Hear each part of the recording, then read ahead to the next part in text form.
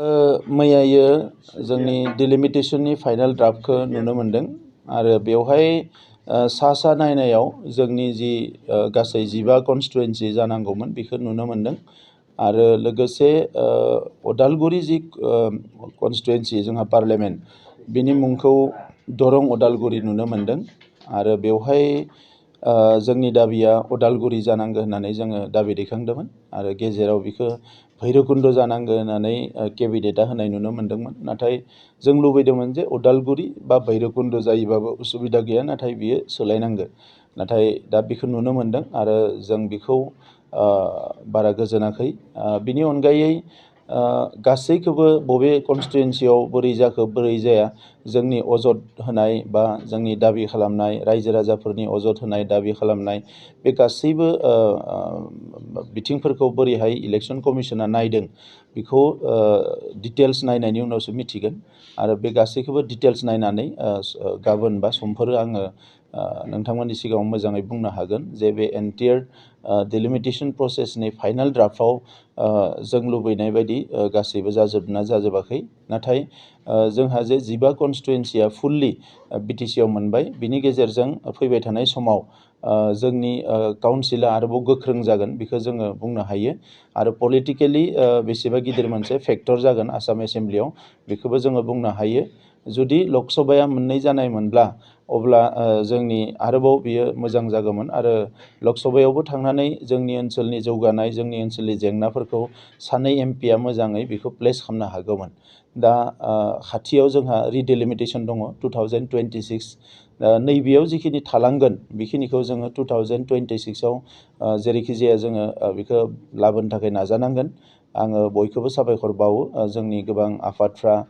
दुलाराय बर' फरायसा आफाद आरो गोबां आफादफ्रा जयैनो बायदिसिना दाबिफोरखौ लाबोदोंमोन जे जोंनि ओनसोल जोंनि माहारिनि सार्थखौ लानानै दा बेवहाय इलेक्सन कमिसना बेसेबां बेखौ गासैनि इन टटेलिटि बेसेबां बेखौ एक्सेप्ट खालामदो बा मादो बेखौ डिटेल स्टाडि खालामनायनि उनाव बुंनो हागोन दा बेनिखायनो आङो दिनै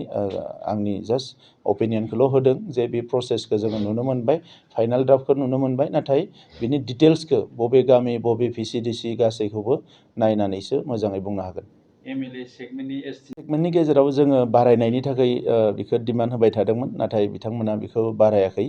आं निस्सय मिजिंथिगोन जे रिडेलिमिटेशन जायोबा बियो बारायगोन आरो बिनि गेजेराव माबाफोर कनस्टिटिउसनेल एमेन्डमेन्ट नांगौ माबा चेन्जेस नांगौ बेखौ खालामना लानानै रिडेलिमिटेशन जानाय लोगो लोगोनो जाहाथे बेखौ जोङो बारायनो हायो बेनि थाखाय जोङो जेरैखि जाया नाजागोन 2026 बेखौनो जोङो मिजिं थिगोन आरो जोङो आसा फारिगोन मानोना जोंनो नांगौ आरो खावसे खावसे थायोब्ला बे उसुबिदा जायो आगोलाव जेरै एमएलएफ्रा गोबां एमएलएआ खावसे बिटिसिआव आरो खावसे बाहेरावमोन कन्स्टिटुवेन्सिया बै समाव खामानि मावनायाव गोबां उसुबिदा जादों दा जोंनियाव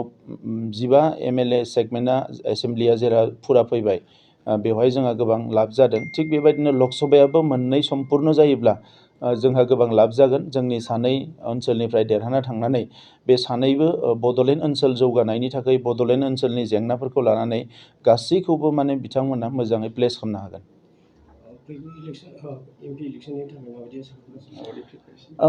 लकसभा इलेक्सननि थाखाय जोङो रेडि जानानै दङ आरो बेवहाय जोंहा मोननै जि लकसभा सिट जागोन बेवहाय एलायन्स हिसाबै मोनसे सिटखौ बिजेपिआ गेलेनाय आरो मोनसे सिटखौ इउपिपिएलआ गेलेनाय बेबायदि जों साननानै दङ दासिम नाथाय बेखौ जों फाइनाल खालामाखै जोंनि हान्जानि गेजेराव जों फाइनाल रायलायगोन आरो एलायन्स टिमनि गेजेरावबो बिजेपि एजिपि आरो इउपिपिएलनि गेजेरावबो रायलायगोन आरो फैबाय थानाय लकसभा इलेक्सनखौ लानानै इउपिपिएलआ जोङो प्रिपेयार दङ बेवहाय जेबो उसुबिदा गैया आरो नैबे फैबाय थानाय लकसभा इलेक्सनखौ जों मोजाङैनो देरहानो हागोन खारन बेवहाय अपोजिसन होननाय बिरोधि होननाय जेबो गैया जाय अपोजिसन बिथांमोना दिनै एफा एनै बायदिसिना खोथाफोरखौ बुंबाय थादों खिन्थु फिल्डआव आसलते बिथांमोनखौ रायजोफ्रा रिजेक्ट खालामबाय, रायजोफ्रा बिथांमोनखौ नागारबाय। दा नैबे समा UPPLनि सम, जोंनि जि जौगानायनि खामानि मावनाय, बड'लेण्ड ओनसोलाव गोजोन फैनाय, फरायसानिफ्राय लानानै आबादारि आइजोफोर जौगानाय, जिखिनि जों खामानिफोर आखायाव लादों बेखौ लानानै रायजो राजाफोरनि गेजेराव जोबोद गोजोननाय दङ आरो फैबाय थानाय लकसभायाव जोङो जोबोद मोजाङैनो देरहागोन आरो बिनि उनाव जायफोर इलेक्सन फैगोन बेफोरावबो UPPLआनो बे ओनसोलाव जोबोद मोजाङै देरहागोन। खाथियाव फैगासिनो दङ सार, ओनसोलाव जायगा लायै जायगा जिनाहारि हत्या बायदिसिना थासारिया बेरखांबाय थादों। बे बिथिङाव मा फोरमायनो सानो? 15 आगस्टआ फैगासिनो दङ, बेनि थाखाय प्रसासना पुरा प्रिपेयार दङ। नाथाय जि सोंलुखौ लाबोदों जे जिनाहारि बायदिसिना जादों, बियो जोबोद दुर्भाग्यजनक। बियो लासै लासै सुबुं समाजा सोदोमस्रिया सोलायनाय लोगो लोगोनो बियो मोजां जानांगौमोन। नाथाय खायसे दुथां सुबुंफ्रा बिथांमोननि साननाय हनायखौ सोलायाखै। दा बेखौ लानानै जोंबो जोबोद सिरियास आरो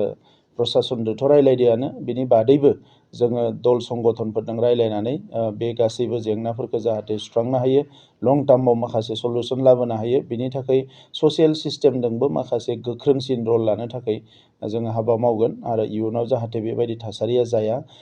जाय बिथांमोना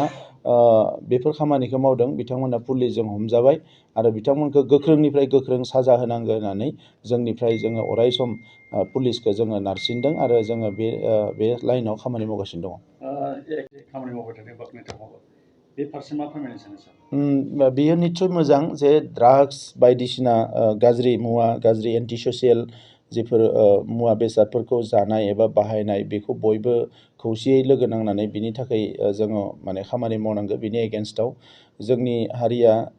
जों सोमावसारनायजों पुलिस मिलिटारिफोरजों गोबां दाङाबाजि जानानै मोनसे सम जोंहा थांबाय। दा नैबे समा मोजां मोनसे गोजोन सम फैदों। दा बेवहाय जोंनि माहारिनि गासैबो आफादफोर, जायफोरानोखि हारि दानो थाखाय फैनाय, जायफोर जोहोलावफोरानोखि हारि दानायाव बाहागो लानाय, बिथांमोना दिनै हारिनि सोमावसारनाया एबा बिथांमोननि रिभलिउसना जोबनायनि उनावबो हारि दानायनि हाबाफारियाव बयबो जड़ित जाना थायोबा मोजां। गावबा गावखौ गायसननायजों लोगोसे गावबा गावनि न'खरखौ जोथोन लानायजों लोगोसे हारियाव जाहाथे एन्टि ससियेल एक्टिभिटिफ्रा जानो हाया, असामाजिक कार्यकलापफ्रा जानो हाया, बेखौ बयबो नोजोर होयोबा जोबोद मोजां जागोन। मोनसे समाव BTC ओनसोलनि माखासे जायगायाव जौ जुवा बेबायदि मेला बायदिसिनायानो बिराद माने गाज्रि थासारि लाबोबायमोन। दा लासै लासै जोङो जोंनि सरकारनिफ्रायबो जोबोद स्ट्रिक्टलि जों बेखौ नोजोर होगासिनो दङ, जाहाथे खुनु कारनाव जौ जुवा बायदिसिनाया जाफिननो हाया आरो बेवहाय ड्राग्सनि एगेन्स्टआव आरो बायदिसिनानि एगेन्स्टआव जिफोर एक्सन लादों बेयो जोबोद मोजां जादों। आं मोनसेल' खोथा सावरायनो सानदों, माखासे जोंनि लाइमोनफ्रा गाज्रि खामानियाव थांनायखौ जोंनि माखासे जोंनि हारिनिनो माखासे सुबुंफ्रा बेखौ रेस्किउ खालामदों एबा हमदों। दा बेवहाय जाहाथे आइजोफोरनि बा उन्दैफोरनि मोखांखौ नुजासे भिडिअखौ खेबा, बियो एसे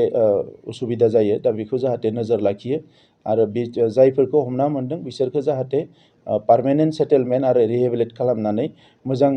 प्रसेसजों लांनो हायो। बिनि थाखाय जुदि सोरबा जगाजग खालामोब्ला जोंबो हेल्प खालामनायाव दङ। जोंनिफ्रायबो माखासे पलिसि लानानै ससियेल वेलफेयार डिपार्टमेन्टनिफ्राय जों खामानि मावगोन। गोजोनथाव खौरां, बाजाज बाइक सालायनो मोजां मोनग्राफोरनि थाखाय गोजोनथाव खौरां।